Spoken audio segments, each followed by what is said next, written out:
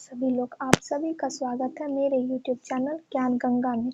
मेरा नाम है जानवी और आज मैं आप लोग को बताने वाली हूँ क्लास 6 के हिंदी बुक का चैप्टर 16 वन के मार्ग में इसका क्वेश्चन एंड आंसर। तो चलिए स्टार्ट करते हैं आज की वीडियो को। पहला क्वेश्चन, नगर से बाहर निकलकर 2 पग चलने के बाद सीता की क्या दशा हुई? इसका आंसर होगा नगर से बाहर निकलकर 2 पग अर्थात थोड़ी देर दूर चलने के बाद सीता जी के माथे पर पसीने की बूंदें छलकने लगी। उनके कोमल होंठ सूख गए, वे शीघ्र ही थक गई। मतलब वो थोड़ी दूर ही चली तो उनको चलने की आदत नहीं थी, जिस वजह से उनके माथे पे पसीना आ गया थकान के कारण, और प्यास लगी हुई थी उन्हें जोर से, इसलिए उनके होंठ सूख गए। हमारा दूसरा क्वेश्चन है, अब और कितनी दूर चलना है? पर्णकुटिया कहाँ बनाएंगे? किसने किससे पूछा और क्यों? इसका आंसर होगा अब और कितनी दूर चलना है, पर्णकुटिया कहाँ बनाएंगे। ये सब सीता जी ने श्री राम से पूछे क्योंकि वे बहुत थक गई थी। सीता जी बहुत थक चुकी थी, इसलिए वे श्री राम जी से पूछ रही थी कि अब हम लोग कहाँ पे रुकेंगे, अपने रुकने के लिए कुटिया कहाँ पे बनाएंगे। हमारा थर्ड क्वेश्चन है, राम ने थकी हुई सीता की क्या सहायता की? इसका आंसर होगा राम ने जब देखा कि सीता थक चुकी है तो वह देर तक बैठकर पैरों से कांटे निकालने का अभिनय करते रहे, जिससे सीता को कुछ देर आराम करने का मौका मिल जाए और उनकी थकान कम हो जाए। मतलब राम जी नाटक करने लगे अपने पैरों से कांटे निकालने का, ताकि सीता माँ को थोड़ी देर आराम करने का मौका मिल जाए, क्योंकि वे बहुत थक चुकी थी।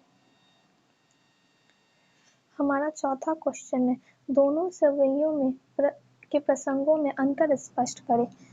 इसका आंसर होगा पहले सवै में वन जाते समय सीता जी की व्याकुलता एवं थकान का वर्णन है। वे अपने गंतव्य के बारे में जानती है। पत्नी सीता की ऐसी बेहाल अवस्था को देखकर रामचंद्र जी भी दुखी हो जाते हैं। जब सीता नगर से बाहर कदम रखती है तो कुछ दूर जाने के बाद काफी थक जाती है। उन्हें पसीना आने लगते हैं और होंठ सूखने लगते हैं। वे व्याकुलता से श्री राम से पूछती है कि अभी और कितना चलना है तथा पर्णकुटिया कहाँ बनाएंगे। इस तरह सीता जी की व्याकुलता देखकर श्री राम की आंखों में आंसू आ जाते हैं। दूसरे प्रसंग में श्री राम और सीता की दशा का मार्मिक चित्रण है।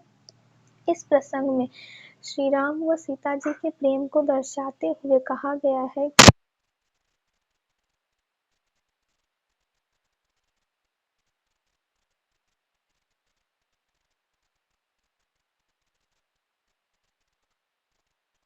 मतलब इस दोनों सवैयों में अंतर करें कि दोनों हमें क्या बता रहा है। तो पहला सवैया में बताया जा रहा है कि सीता माँ थकान के कारण व्याकुल हो गई थी, परेशान हो गई थी, क्योंकि उन्हें ऐसे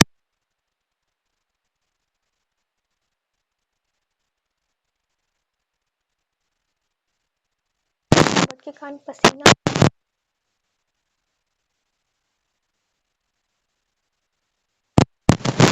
कर रामचंद्र जी बहुत दुखी हुए, जिस कारण से उन्होंने अपने पैर से कांटे निकलने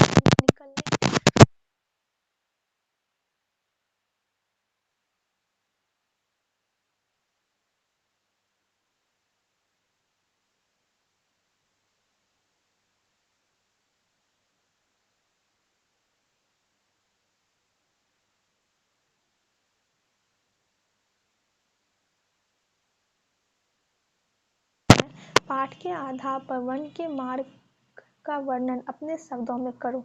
इसका आंसर होगा वन का मार्ग अत्यंत कठिन था। यह मार्ग कांटों से भरा था, उस पर बहुत संभल कर चलना पड़ता था। रहने के लिए कोई सुरक्षित स्थान नहीं था, रास्ते में खाने की वस्तु नहीं थी, पानी मिलना भी कठिन था, चारों तरफ सुनसान तथा असुरक्षा का वातावरण था।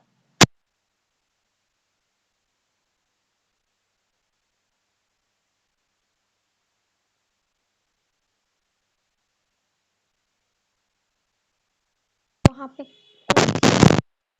सुरक्षित जगह नहीं होता, घर नहीं होते, खाना मुश्किल से मिलता है, यहाँ तक कि पानी, वहाँ के रास्ते पे पत्थर होते हैं जो हमारे पैरों में चुभते हैं।